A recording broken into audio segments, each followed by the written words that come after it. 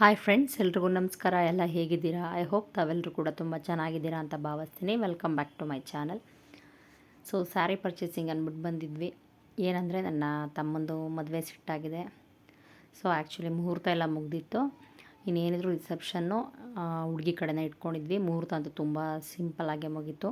Just ನಮ್ಮ ಕಡೆಯವ್ರು ಮಾತ್ರ ಹೋಗಿ ದೇವಸ್ಥಾನದಲ್ಲಿ ಸಿಂಪಲಾಗಿ ಮಾಡ್ಕೊಬಂದಿದ್ವಿ. ಸೊ ಈಗ ಹುಡುಗಿ ಕಡೆ ಬೆಳಗಾವಿನಲ್ಲಿ ರಿಸೆಪ್ಷನ್ ಇಟ್ಕೊಂಡಿದ್ದಾರೆ.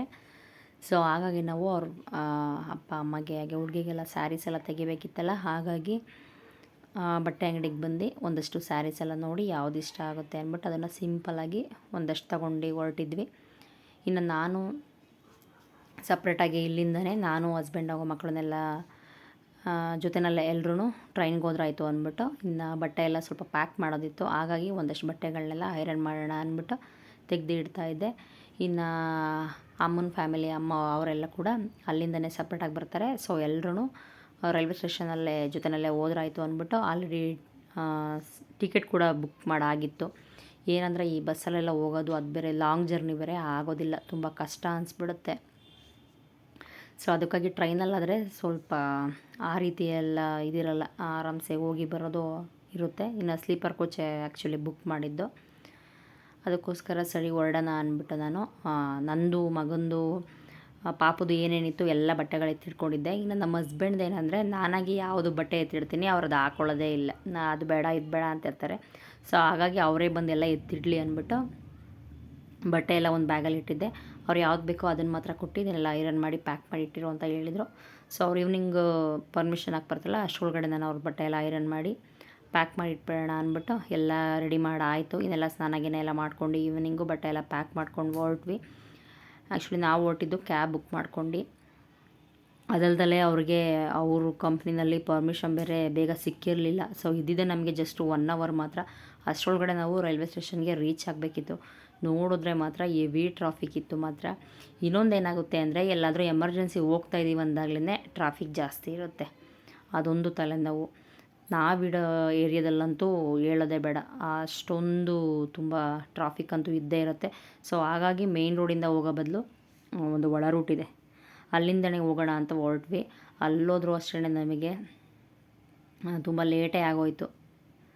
ಇನ್ನು ಸರಿ ಏನೂ ಮಾಡೋಕ್ಕಾಗಲ್ಲ ಅಂದ್ಕೊಂಡು ಡ್ರೈವರಿಗೆ ಬೇರೆ ತಲೆ ತಿಂತಾಯಿದ್ವಿ. ಸರ್ ಇನ್ನು ಜಸ್ಟ್ ನಮಗೊಂದು ಹಾಫ್ ಆನ್ ಅವರ್ ಏನೋ ಮಿಕ್ಕಿದೆ, ಅಷ್ಟರೊಳಗಡೆ ಸ್ವಲ್ಪ ಬೇಗ ರೀಚ್ ಮಾಡಿ ಅಂತ.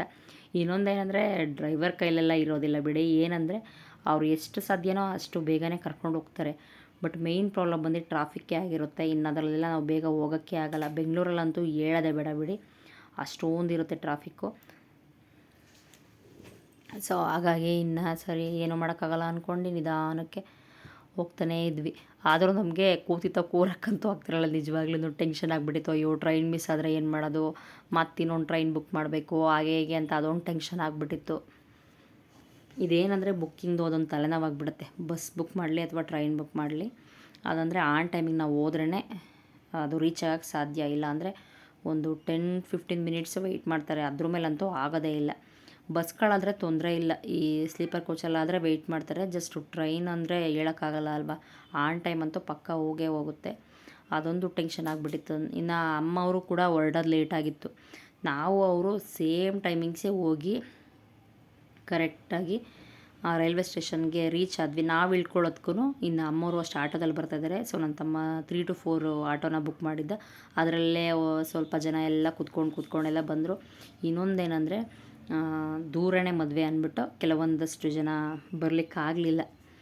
ಹಾಗಾಗಿ ಸರಿ ಎಷ್ಟು ಜನ ಆಗುತ್ತೆ ಅಷ್ಟು ಜನ ಮಾತ್ರ, ಸ್ವಲ್ಪ ಜನ ಮಾತ್ರ, ಒಂದು 15 ಮೆಂಬರ್ಸ್ ಅಷ್ಟೇ, ಅಷ್ಟು ಜನ ಹೊರಟ್ವಿ ನಾವು.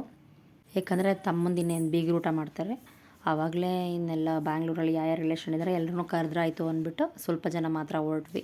ನಮ್ಮ ದುರಾದೃಷ್ಟಕ್ಕೆ ನಾವು ಎಷ್ಟು ಬೇಗ ಹೊರಟ್ರು ಫೈನಲ್ ಆಗಿ ನಾವಂತೂ ಬುಕ್ ಮಾಡಿರೋ ಟ್ರೈನ್ ಅಂತೂ ರೀಚ್ ಆಗೋಕ್ಕೆ ಆಗಲಿಲ್ಲ, ಅದು ಮಿಸ್ ಕೂಡ ಆಗೋಯಿತು. ಅದಲ್ದಲೇ ನಾವು ಕನ್ಫ್ಯೂಸ್ ಆಗಿದ್ವಿ. ಏನಾಯಿತು ಅಂದರೆ, ಟ್ರೈನ್ ಇನ್ನೂ ಬಂದಿಲ್ಲ ಅಂದ್ಕೊಂಡೇ ಇದ್ವಿ. ಡಿಲೇ ಆಗಿ ಬರ್ತಾಯಿದೆ ಅಂದ್ಕೊಂಡು ವೆಯ್ಟ್ ಮಾಡ್ಕೊಂಡಿದ್ದರೆ ನಮ್ಮ ದುರಾದೃಷ್ಟಕ್ಕೆ ಆಲ್ರೆಡಿ ಅದು ಹೋಗಿತ್ತಂತೆ. ಆ್ಯಕ್ಚುಲಿ ಇದು ಬೇರೆ ಟ್ರೈನ್. ಸೊ ಆಮೇಲಿಂದ ಸರಿ ಆಗಲ್ಲ ಅಂದ್ಬಿಟ್ಟು ಮತ್ತಿನ್ನೊಂದು ಸ್ಲೀಪರ್ ಕೋಚ್ ಇತ್ತು, ಅದು ಬಂದು ಮೆಜೆಸ್ಟಿಕ್ ತನಕ ಡ್ರಾಪ್ ಹಾಕ್ಸ್ಕೊಬೇಡೋಣ ಅಂದ್ಬಿಟ್ಟು ಇನ್ನೊಂದು ಟಿಕೆಟ್ ಬುಕ್ ಮಾಡ್ಕೊಂಡು ನಾವು ಅಲ್ಲೇ ಕೂತ್ಕೊಂಡ್ವಿ. ಆ್ಯಕ್ಚುಲಿ ಹೋಗೋ ಟ್ರೈನ್ ಈ ರೀತಿ ಇತ್ತು. ಮಕ್ಕಳನ್ನೆಲ್ಲ ಕರ್ಕೊಂಡು ಸ್ವಲ್ಪ ಸೇಫ್ ಇಲ್ಲೆಲ್ಲ ಹೋಗ್ಬೋದಾಯಿತು ಅಂದ್ಕೊಂಡಿದ್ವಿ. ಬಟ್ ನಮ್ಮ ದುರದೃಷ್ಟಕ್ಕೆ ನಮಗೆ ಸ್ಲೀಪರ್ ಕೋಚ್ ಸಿಗಲಿಲ್ಲ. ಲಾಸ್ಟಿಗೆ ಜನರಲ್ಲೇ ಟಿಕೆಟ್ ಎಲ್ಲ ಬುಕ್ ಮಾಡ್ಕೊಂಡು ಹೊರಟ್ವಿ. ಬಟ್ ಸೀಟ್ ಓಕೆ ಸಿಕ್ಕಿತ್ತು. ಏನಂದರೆ ಮಕ್ಕಳನ್ನೆಲ್ಲ ಎತ್ಕೊಂಡು ಮಲಗೋದು ಸ್ವಲ್ಪ ಕಷ್ಟ ಅನ್ನಿಸ್ತು. ಹಾಗಾಗಿ ಇನ್ನು ನನ್ನ ಮಗ ಮತ್ತು ನಮ್ಮ ಚಿಕ್ಕಮ್ಮನ ಮಗಳಂತೂ ಮಾತುಕತೆ ಮಾಡ್ಕೊಂಡು ಕೂತಿದ್ರು. ಅವ್ರಿಗೂ ಪಾಪ ಸರಿಯಾಗಿ ನಿದ್ದೆನೇ ಬರಲಿಲ್ಲ ಮಕ್ಕಳಿಗೆ. ಎಲ್ಲ ಒಂದೊಂದು ರೌಂಡು ನಿದ್ದೆ ಮಾಡ್ಕೊಂಡು ಅಲ್ಲೇ ಹಾಗೆ ಹೊರಟ್ವಿ. ಇನ್ನೇನು ಆಲ್ಮೋಸ್ಟ್ ನಾವು ಹುಬ್ಳಿಗೆ ರೀಚ್ ಆದ್ವಿ. ಇಲ್ಲಂತೂ ನೋಡಿ ಹೆವಿ ಜಮೀನುಗಳಂತೂ ಇದೆ, ಎಲ್ಲ ಖಾಲಿ ಖಾಲಿಯಾಗಿದೆ. ಮೇ ಬಿ ಅಲ್ಲೆಲ್ಲ ಮಳೆ ಕಡಿಮೆ ಅಂತ ಕಾಣಿಸುತ್ತೆ. ಯಾವುದೇ ರೀತಿ ಬೆಳೆ ಏನಲ್ಲೇನು ಬೆಳೆದಿರಲಿಲ್ಲ. ಸುಮಾರು ಎಕ್ಕರ್ಸ್ ಅಂತೂ ಅದು ಎಷ್ಟು ದೂರ ಹೋದ್ವೋ ಅಷ್ಟು ಎಕರೆಗಟ್ಟಲೆ ಜಾಗ ಅಂತೂ ತುಂಬ ಖಾಲಿ ಜಾಗಗಳೇ ಜಾಸ್ತಿ ಅಲ್ಲಿ. ಇದು ಆಲ್ಮೋಸ್ಟು ಅರ್ಲಿ ಮಾರ್ನಿಂಗೆ ಒಂದು 5:30 to 6 o'clock ಇದು ಮಾಡಿದ್ದು. ನಿದ್ರೆ ಬೇರೆ ಇರಲಿಲ್ಲ, ತಲೆನೋವು ಬೇರೆ ಜಾಸ್ತಿ ಆಗಿತ್ತು. ಸೊ ಟೀಗೆ ವೆಯ್ಟ್ ಮಾಡ್ತಾ ಇದ್ವಿ. ಅಲ್ಲಿ ಕಾಫಿನೇ ಎಲ್ಲ ಕಡಿಮೆನೇ, ಕಾಫಿ ಜಾಸ್ತಿ ಯಾರೂ ಕುಡಿಯೋಲ್ಲ, ಎಲ್ಲರೂ ಟೀನೇ ಅನಿಸುತ್ತೆ ಕುಡಿಯೋದು. ಹಾಗಾಗಿ ಇನ್ನಲ್ಲಿ ಟೀ ಕುಡಿಯೋಣ ಅಂದ್ಬಿಟ್ಟು ಟೀ ಕುಡಿದ್ರೆ ನಮ್ಮ ಥರ ಇಡಲ್ಲ ಅಂತ ಕಾಣಿಸುತ್ತೆ. ಸ್ವಲ್ಪ ತೆಳು ಇಡ್ತಾರೆ ಅಲ್ಲೆಲ್ಲ, ಅಷ್ಟಾಗಿ ಶುಂಠಿ ಎಲ್ಲ ಯೂಸ್ ಮಾಡೋದಿಲ್ಲ ಅಂತ ಕಾಣಿಸುತ್ತೆ. ಇನ್ನು ಮಾರ್ನಿಂಗ್ ನಾವು ಅಲ್ಲೋಗೋ ಹೊತ್ತಿಗೆ 9:30 ಆಯಿತು.